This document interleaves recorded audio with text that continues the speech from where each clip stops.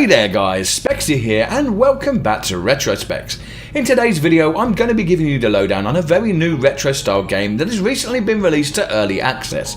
And though not actually an old game, it's definitely inspired by the 16-bit era and therefore I thought I would find it a spot on the channel.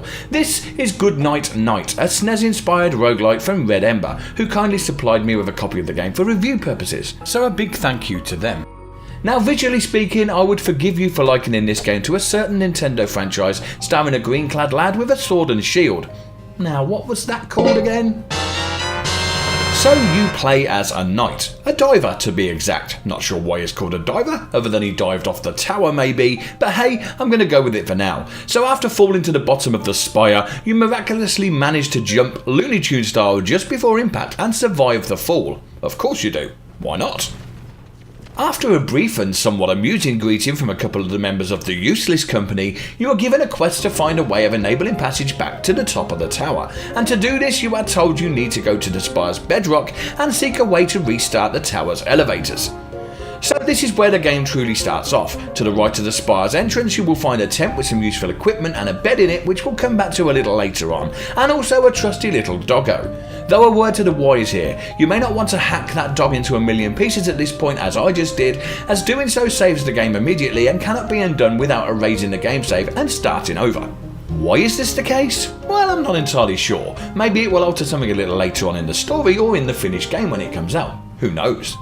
So entering the Spire you will get to find many more NPCs along the way, also members of the Useless Company, and following their advice you will work your way around a number of screens in a brief tutorial section explaining some of the basic game mechanics and controls, which is pretty well implemented and doesn't take too long.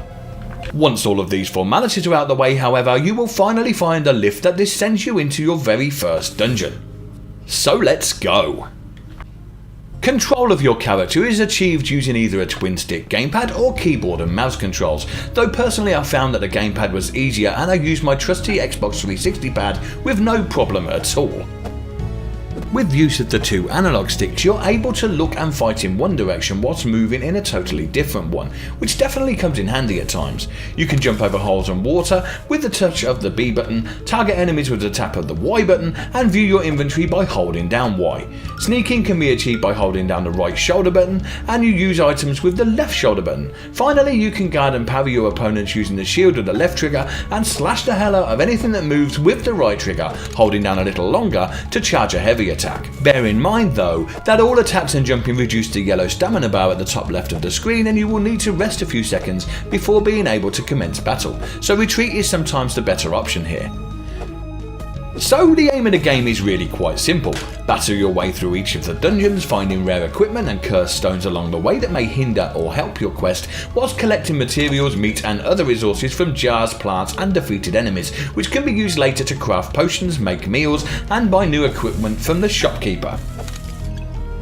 You will however notice while traversing the many dungeons of the game that there are a number of yellow and purple doors to be found along the way. Each of these contains a special item, so for example behind each of the yellow doors you will find a chest containing an equipable item, whilst behind the purple ones you get to grab yourself a cursed stone, which although may make the game harder in one of numerous ways, also gives you experience multipliers, thus helping you level up faster as you play with them equipped. Beating your enemies will see you relying on a mix of skills. Some require sneaking up on with a little bit more of a stealthy approach, whilst others are much easier dealt with head on and right in the face. Many of the enemies will require multiple hits to defeat, and you will notice that a shadow moves across their body to represent the current health level, which helps you identify whether you should stand toe to toe and fight with them, or just run for your bloody life before your stamina runs out. The shield can also prove useful in combat, enabling parry attacks and stuns, but honestly I didn't find myself using it all that much during my gameplay. The game also includes a unique grab ability, provided by a pair of gauntlets that you find. Now this means that you can pick up items or enemies, rotate them, throw them, or even drag your enemies into a generated portal, and thus pulling out much more of the resources from them in the process, which helps a lot.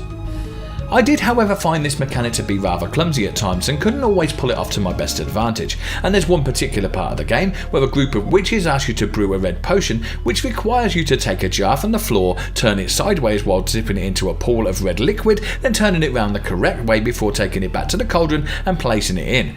Trust me when I say this took me a long time to figure out. It wasn't exactly intuitive. Which, although more than a little bit frustrating, didn't actually detract too much from the gameplay, and a lot of fun can be had wandering around the dungeons and beating the crap out of everything that moves. Again, and again, and again. When you die, and die you will, a lot, do not panic, there's no permadeath here, unless you're playing in Iron Man mode. Instead you will find that you simply return back to your tent outside the Spire. Here you will find several useful things. Firstly, a bed to rest and heal yourself, a food station for making yummy munches that increase your health for the next run, so long as you have enough meat to make them, a crafting station to make duplicates of found dungeon items, a brewing station for making your potions, a cursed altar for applying cursed stone effects, and a mimic chest to keep all of your equipment in. Whew, breathe. Be aware, however, that all of the equipment has its own weight, and you can only carry so much at any given time, so you'll have to decide which items you would like equipped whilst remaining under the carry limit. Don't worry though, as you progress and level up, so do your items, and as they do, they get lighter until eventually maxing out and weighing nothing at all, so you will get a chance to equip many items at the same time later on in the game. And that brings us neatly to the shopkeeper NPC, which can be found to the left of the Spire entrance on the platform that you plummeted to the earth on. She will sell you many items which cannot be obtained in the dungeons themselves, but require a combination of resources collected from your defeated enemy to purchase. Once bought, these will be moved to your mimic chest along with your other items, where they can be equipped as you desire. So take a little time, ready up, and go back further, deeper into the dungeon as you continue your quest to find a way to fix the elevator. And that about sums it up for now.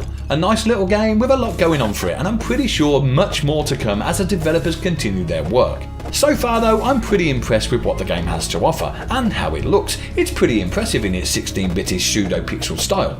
And what do I mean by pseudo-pixel? Well, the chunky pixel look that the game is mimicking here is actually not true pixels at all.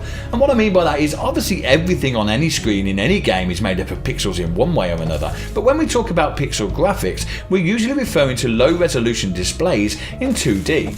And whilst at first glance this game would appear to be just that, maybe similar to a Super Nintendo resolution, let's just take a closer look. It's actually running at a far greater native resolution than the SNES, and thus able to pull off these rotation effects with diagonal pixels, which are obviously not possible on real 16-bit machines, even with Mode 7, because the screen was limited to set low resolutions. Likewise, the lighting here is 3D rendered and much higher resolution than you may realise at first glance when compared to the rest of the graphics. So does this affect the game in any way, or do I shun it for not being genuine pixel graphics? No. This has kind of become the norm nowadays, and I get it to a degree. Many companies choose to use these kind of techniques as they make otherwise difficult effects much simpler to achieve with modern game engines such as Unity and the like. The sound here is also quite pleasing to the ear, sound effects aren't too overpowering, and the musical score is nice too, again with a certain amount of 16-bit charm to it. So is there anything I didn't like about the game? Well, firstly, I'd like to totally clear up the fact that this is not a finished article in any way, shape or form. However, in its current state, there are just a few minor flaws in my opinion. Firstly, the game developers claim that this game uses procedurally generated dungeons, but from what I can tell, there's a limited number of floor layouts repeated over and over, and no alternative tilesets to make things look different as you go deeper, which can soon become apparent and takes away from the gameplay a little as it starts to feel somewhat samey. Maybe the shrubs and stumps are procedurally generated within these layouts, but I didn't notice if that's the case. So I'm really hoping that the developers do more to make either genuine procedurally generated dungeons, or at the very least far more combinations of dungeon layouts and possibly vary the tilesets somewhat as you delve deeper to make it more convincing and help the player feel like they are progressing. Another minor gripe is just a lack of variety with the enemies in the game. Again, it's early days and I'm sure the developers will have something in the pipeline in way of more monster types or maybe different levels of the current monsters, but again at this moment it just adds to that repetitive gaming experience, which is a little bit of a shame. Most of all though, what I'd really love to see in this game is boss levels. We get this hinted a little with the defeated Guardian Trog Maul during the tutorial section of the game, but throughout my gameplay, and I went as far as level 25, there's not a single boss stage at all. I feel that bosses could certainly add a dynamic to the game in terms of a challenge, but also give the players more of an immersive experience and a greater sense of achievement as they progress through the game. I would however like to stress once again at this point that the game is far from finished, and I'd like to thank the dev team at RedEmber for allowing me to play this early version of the game. You have done an amazing job so far in making this a very enjoyable experience. I hope that you'll not take my feedback in any way as negative, as I mean it in the most constructive way possible, and wish you all the best in bringing this game to full release. So that brings us to the end of another episode. Don't forget you can also find me on my second channel Spexy for the less retro titles, and if you feel you want to help and support either or both of the channels, you can do so in a number of ways. Liking and commenting helps me much more than you can imagine. Subscribe if you want to follow my channels, and don't forget to ding that notification bell to be informed of all future content.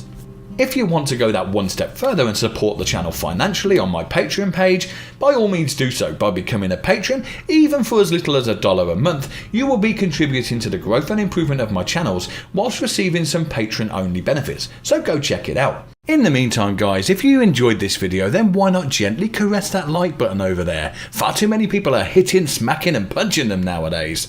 And I look forward to looking backwards with you again in the next episode. See you soon. Bye for now.